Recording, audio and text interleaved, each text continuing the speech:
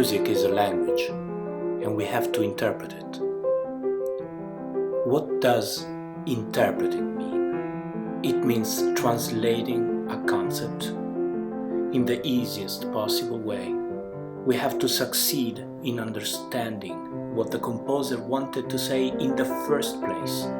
We have to transform this message and bring it to the heart of people.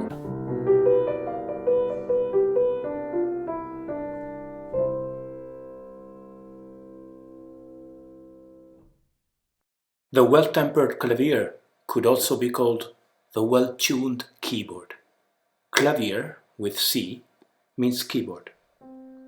Bach wrote music that, unlike the music of the other composers, was like a sphere. It could be performed on any instrument. What was really important was succeeding in rendering some musical proportions inside a composition. Thus, the instrument on which to perform is only relatively important. What really matters is succeeding in expressing the original intentions of the composer. In the well-tempered clavier, there are many preludes and fugues that were not written for the harpsichord. They could sound better on the organ, for instance. So, when we play this music on the piano, as a matter of fact, we are offering to Bach's music the possibility of expressing more.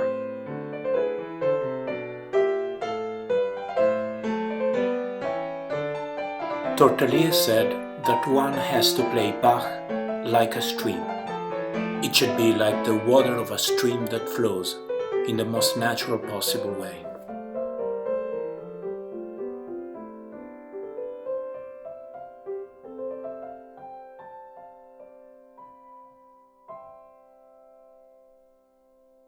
Bach's music is like alchemy. If you want to get the right result, you have to go through a certain path. So it is important to follow all the indications that Bach wrote down on the score. The job of a Bach performer is to succeed in dialoguing with the composer and so to bring out this magic, this alchemy.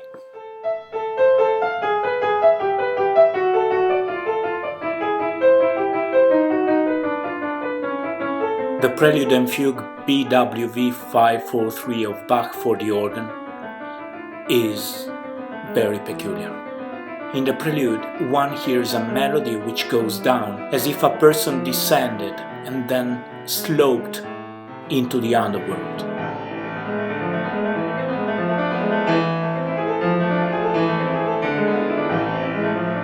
The first time I heard it, I was in Sicily, and I immediately had the sensation it was about a descent to hell.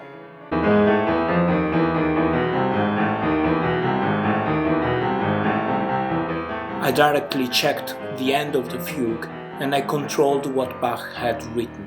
Then I immediately had the goosebumps because I saw that on the last three groups of notes there was the number 666, the number of the beast.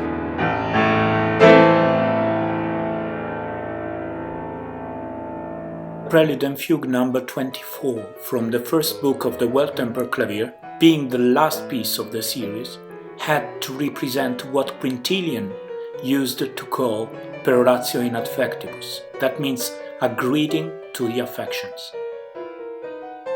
Bach decided to dedicate it to God. He dedicated the fugue to the ascent to the Golgotha of Jesus. So, at the end of the last fugue of the Well-Tempered Clavier, next to the word end, there are three letters.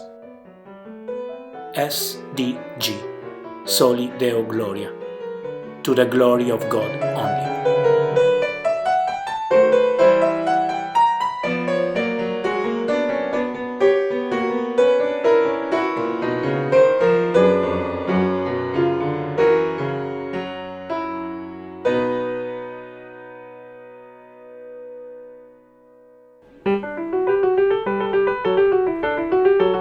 The concert at European Commission arrives at the end of a day dedicated to knowledge.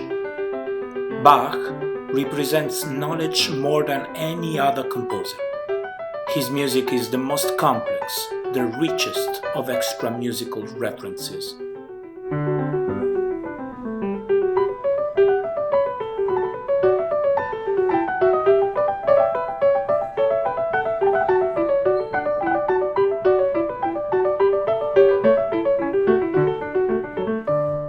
The Goldberg Variations are composed of 30 pieces plus the aria, linked to each other according to new mathematical proportions.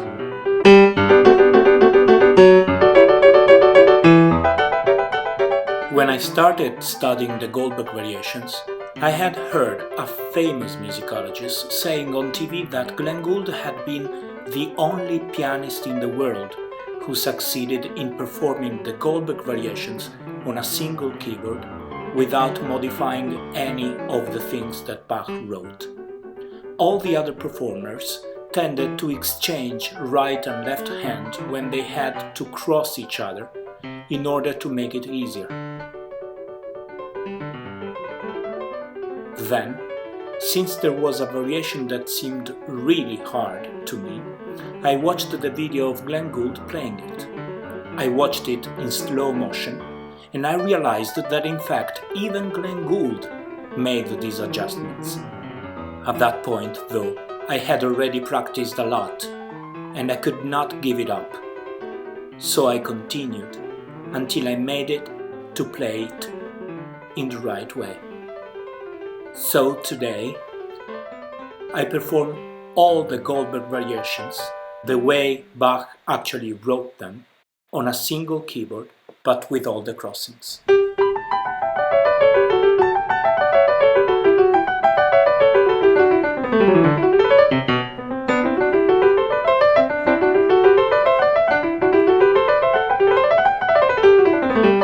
Bach's music moves. What it contains is so deep and at the same time articulated. It is mathematics and at the same time art. It is poetry and at the same time it is all planned. It is shocking.